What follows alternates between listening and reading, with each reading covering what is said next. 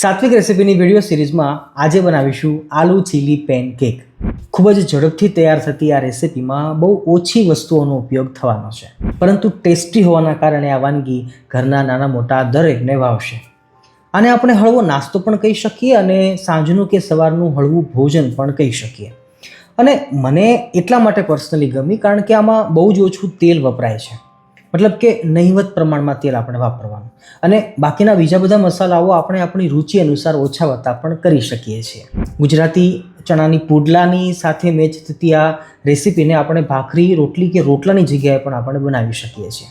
અને વઘારેલા દહીં કે પછી સેવ ટમેટાની સબ્જી સાથે આ ડીશ ઠાકોરજીને ધરાવજો તો ભગવાન પણ ખુશ અને પરિવારના દરેક લોકો ખુશ થશે।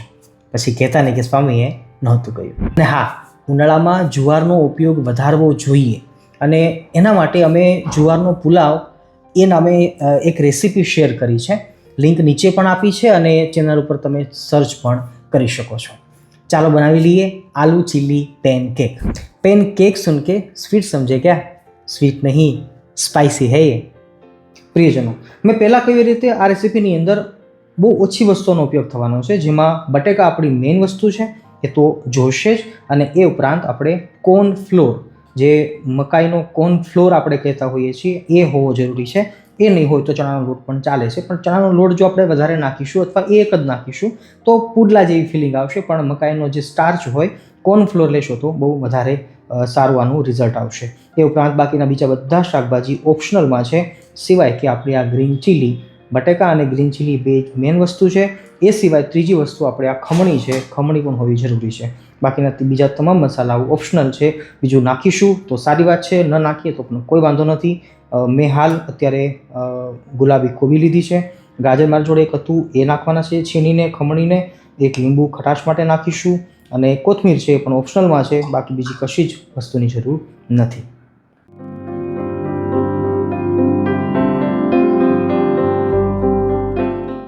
મેઇન ચેલેન્જિંગ પાર્ટ આપણે આ રેસીપીનો બટેકા ખમણવા એ હતો। આપણે દરેક શાકભાજીને કટિંગ કર્યા છે, બટેકાને સારી રીતે છીણવાના છે। અમારી પાસે ખમણી ઝીણી હતી એટલે થોડુંક ઝીણું થયું છે, પણ તમારી પાસે મોટી ખમણી હોય તો વધારે સારું રહેશે।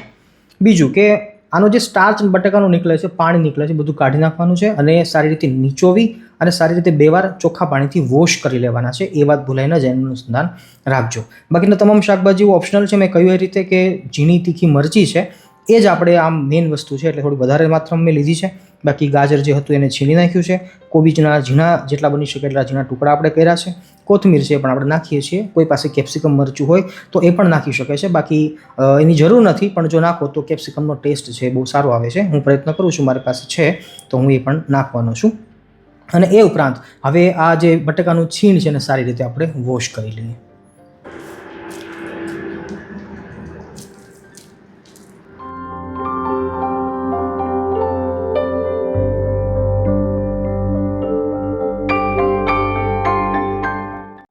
પ્રિયજનો, બટેકાનું છીણ સારી રીતે આપણે 2 વાર વોશ કરી લીધું છે, અને વોશ કરીશું એટલે અંદરનો જે સ્ટાર્ચ છે એ જતો રહેશે। અને આઈ થિંક કદાચ ભારે સ્ટાર્ચ જ હોય છે બટેકાને ગેસવાળું બનાવવા માટે, કદાચ એ જ જવાબદાર હશે એવું મારું માનવું છે, પણ એનો કોઈ ઇશ્યુ નથી। આપણી પાસે હેલ્ધી એવા બટેકાનું છીણ તૈયાર છે। બાકીના બીજા તમામ શાકભાજી આપણે મિક્સ કરીશું, પણ બટેકાના છીણને સારી રીતે વોશ કર્યા પછી નીચોડીને એનું પાણી ખાસ તો કાઢી લેવાની જરૂર છે।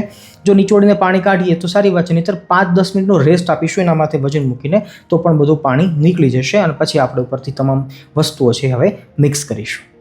પ્રિયજનો, 10 થી 12 મિનિટનો ટાઈમ આપણે આપ્યો છે, અને જોઈએ છીએ તો છીણ એકદમ કોરું થઈ ગયું છે, અંદર પાણીનો ભેજ થોડોક હશે, પણ એટલો હવે વાંધો નથી। બની શકે ત્યાં સુધી બધું જ પાણી કાઢી લેવું જરૂરી છે। 7 બટેકાનું છીણ આપણે આ લીધું છે, નાના મોટા 7 બટેકા હતા। છેલ્લે જોઈએ છીએ કેટલા એના તૈયાર થાય છે પેનકેક। પણ 1 ચમચી, 2 ચમચી, 3 ચમચી, 4 અને 5, ઓલમોસ્ટ 6 ચમચી આપણે કોર્ન સ્ટાર્ચ લીધો છે, અને 1, 2, 3 ને 4 ચમચી આપણે ચણાનો ઝીણો બેસન લીધો છે। હવે બાકીના તમામ શાકભાજી છે આપણે ગાજરને પણ પાણી કાઢી પછી જ નાખીએ એટલે બહુ ઢીલું ના થઈ જાય આપણું મિશ્રણ. ગ્રીન ચીલી, કોબીજ છે અને કોથમીર આપણે અંદર નાખી દઈએ છીએ.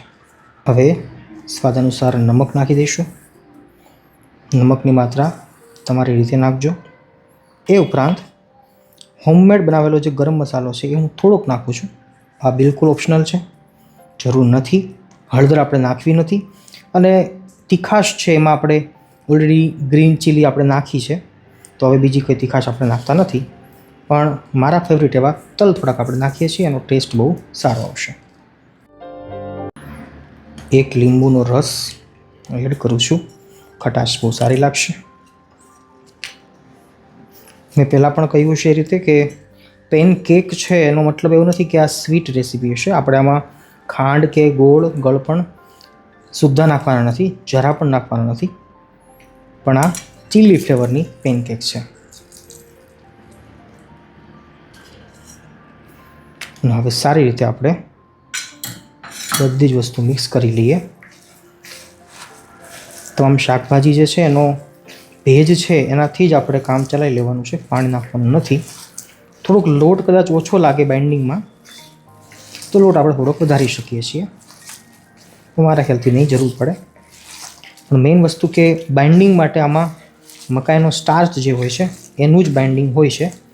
ઓર્ગેનિક અને નેચરલી આપણે જ્યારે પરંપરાગત રીતે આ વિદેશી આઇટમ છે જે તો એ બનતી હોય છે તો એ રીતે જ બનતી હોય છે. મીન્સ કે એમાં મકાઈનો સ્ટાર્ચ જ વધારે નાખવાનો હોય છે. સારી રીતે મસળી લો, પછી ઘટે તો આપણે લોટ નાખીશું.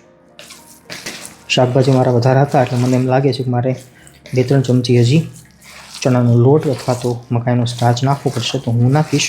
તમે તમારી રીતે જોઈ લેજો. પ્રિયજનો, પેન આપણી ગરમ થશે એટલે આપણી કેક આપણે બનાવવા માંડીશું. આછું તેલ આપણે લગાવવાનું છે અને પછી આપણે હાથથી જ નાનકડો એવો એક ગોળો બનાવી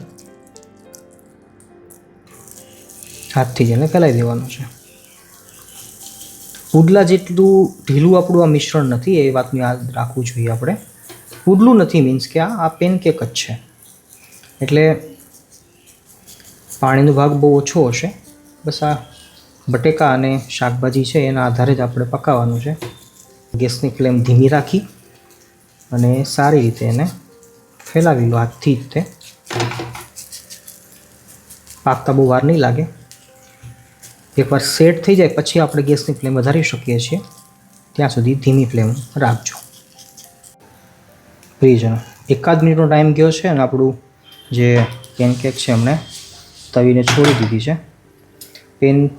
પેનને છોડી દેશે પછી આછું 2-5 ટીપા તેલ લગાવી અને ઉથલાઈ નાખશું. ગેસની ફ્લેમ મીડિયમ રાખજો, બહુ ધીમી હશે તો પાકતા વાર લાગશે અને ફાસ્ટ હશે તો અંદર કદાચ કાચું રહેવાની શક્યતા રહેશે. બાકી મીડિયમ ગેસ ઉપર ફ્લેમ ઉપર 3 થી 4 મિનિટનો ટાઈમ આપીશું તો સરસ થઈ જશે. અને આની સાઇઝ છે એ તમારી રુચિ અનુસાર નાની અથવા મોટી કરી શકો છો. એક વારમાં પણ મોટી થઈ જશે તો પણ વાંધો નથી અને નાની સાઇઝ રાખીએ તો પણ વાંધો નથી. ભક્તો, થોડોક ધીરજનો વિષય છે આ. 3 થી 4 મિનિટ ગઈ હશે, આમ તો 5 પણ કદાચ ગઈ હશે, પણ ધીમા તાપે આપણે પકાવી રહ્યા છીએ. જો હવે ઓલમોસ્ટ પાકી જવાની તૈયારીમાં છે. ગેસની ફ્લેમ આપણી જો આટલી રાખેલી છે મેં, તમે થોડીક ફાસ્ટ પણ કરી શકો છો. હવે હું કરું છું ફાસ્ટ, મતલબ મેક્સિમમ 2 થી 3 મિનિટનો ટાઈમ લાગશે, પણ ધીમા તાપે પકાવશો તો સારી રીતે પાકશે. આવી રીતે દરેક પરાઠા, આપણે પરાઠા કહીએ છીએ, પણ આવી રીતે દરેક પેનકેકને તમે નાની મોટી સાઇઝની અંદર બનાવી લેશો અને વઘારેલા દહીં સાથે અથવા ટમેટાની ચટણી સાથે અથવા સોસ સાથે ઠાકોરજીને ધરાવજો અને પછી પરિવારને જમાડજો.